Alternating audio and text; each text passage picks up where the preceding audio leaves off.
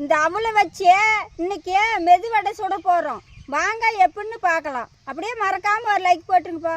அவளை 10 நிமிஷம் ஊற வச்சுக்கலாம்.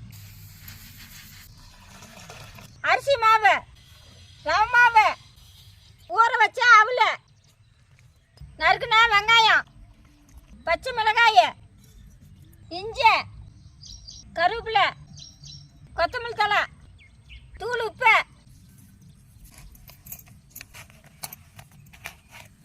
எண்ணெய் ஊற்றிக்கலாம்.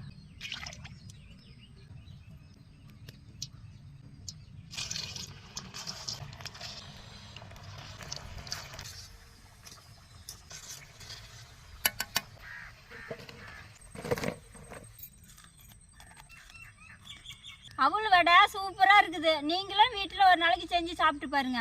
அடுத்த மாதம் உங்களுக்கு ஒரு பொருள் ஃப்ரீயாக தர போகிறோம். அது என்னன்னு சொல்லி கமெண்ட் பண்ணுங்கப்பா.